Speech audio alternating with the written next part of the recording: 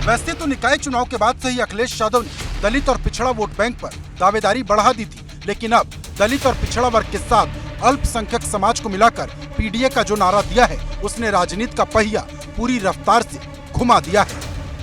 NDA के मुकाबले मैंने कहा पीडीए, और मैंने कहा पिछड़े दलित अल्पसंख्यक मुसलमान भाई, क्योंकि सबसे ज्यादा भेदभाव इनके साथ हो रहा है। मैंने किसी को एक्सक्लूड नहीं किया है, सबको शामिल करते हुए कहा और कहा कि 80 हराओ भाजपा हटाओ, क्योंकि उत्तर प्रदेश में 2014 से ही जीत रहे हैं, तो 24 में इनका जाना तय है। अखिलेश यादव का पीडीए वाला फॉर्मूला भाजपा के नेतृत्व वाले गठबंधन एनडीए के जवाब में है, लेकिन अखिलेश यादव का बयान भाजपा से कहीं ज्यादा बसपा को चुभ रहा। बसपा अध्यक्ष मायावती ने ट्वीट किया, सपा द्वारा एनडीए के जवाब में पीडीए, पिछड़े दलित अल्पसंख्यक का राग इन वर्गों के अति कठिन समय में भी केवल तुकबंदी के सिवाय और कुछ नहीं। इनके पीडीए का वास्तव में अर्थ परिवार, दल, अलायंस, जिस स्वार्थ में ये पार्टी सीमित है, इसीलिए इन वर्गों के लोग जरूर सावधान रहें। मतलब वोट के जातीय समीकरणों पर आर पार का सियासी संग्राम छिड़ गया है। भाजपा के खिलाफ जन आक्रोश का नाम पीडीए है, और हम ऐसा महसूस करते हैं कि पूरे हिंदुस्तान में कोई वर्ग ऐसा नहीं है जो भाजपा की नीतियों से परेशान हो। हमारा विश्वास है कि आगे आने वाले समय में जन विद्रोह होगा और समाज के सभी वर्ग समाजवादी पार्टी का साथ देंगे। मैं समझता हूं कि बसपा की नेता आदरणीय बहन जी ने जो बात कही है वो ठीक ही कही है। वो तो परिवार की पार्टी है, मैं पहले ही कह चुका हूं। वो इसी प्राइवेट लिमिटेड कंपनी के रूप में स्थापित करके चलाई है उन्होंने, पूरी तरह से एक ही परिवार ने चलाई है। दूसरा कोई नहीं वहां पर, ना कोई कार्यकर्ता है, ना कोई नेता है। नेता है तो सिर्फ सैफई में जो जन्मा है वही समाजवादी पार्टी का असली मालिक है।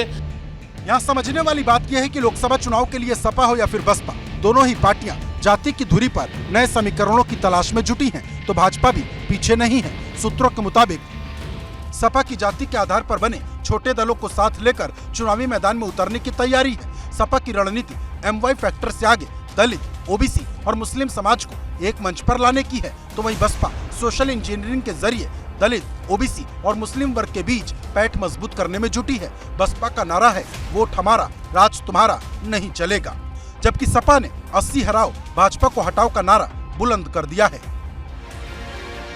यानी सपा और बसपा की रणनीति कमोबेश एक जैसी है।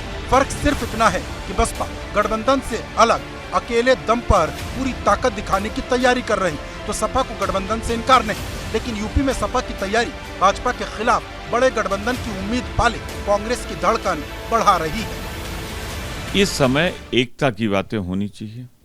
हम कैसे मिलकर देश के लोकतंत्र को बचाएं, देश के प्रजातंत्र को बचाएं, भारत के संविधान की रक्षा करें और 140 लोगों के ताने बाने की हिफाजत करें। आज इसके लिए एक होना है। कांग्रेस की इस बेचैनी के पीछे एक वजह ये भी है क्योंकि अखिलेश यादव दो टूक शब्दों में कह चुके हैं कि जो पार्टियां भाजपा को हराना चाहती हैं, उन्हें सपा का साथ देना चाहिए। मतलब गठबंधन होने पर सपा यूपी में दूसरे दलों से कहीं बड़ी भूमिका चाहती है। भाजपा का मुकाबला सिर्फ समाजवादी पार्टी कर सकती है उत्तर प्रदेश में, ये आपको भी मालूम है, मुझे भी मालूम है। समाजवादी पार्टी का साथ सब लोग दें, बैठ के, ये तो मेरे बड़े नेता और सारे बड़े नेता डिसाइड करेंगे कैसे क्या करना है, लेकिन हम लोग यही चाहते हैं कि गठबंधन के साथ चुनाव होना चाहिए, वोट का बिखराव नहीं होना चाहिए। गठबंधन से इतर सपा का फोकस यूपी की सभी 80 सीटों पर पार्टी को मजबूत करने पर भी है। वाराणसी में बूथ स्तरीय अभियान का आगाज कर सपा ने पूर्वांचल में 24 की मोर्चेबंदी का बिगुल फूंक दिया है। बूथों को मजबूत करने का काम करेगी, क्योंकि भारतीय जनता पार्टी एक बहुत चालाक पार्टी है, गुमराह करती है।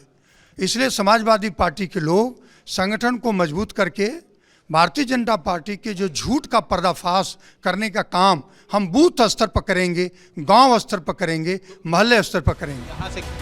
ऐसा पहली बार है जब सपा ने एक सीट पर प्रभारियों की नियुक्ति की है। यही नहीं, सपा ने प्रत्याशियों के नाम पर भी मंथन शुरू कर दिया है। सूत्रों के मुताबिक लोकसभा चुनाव में सपा कई विधायकों को टिकट दे सकती है।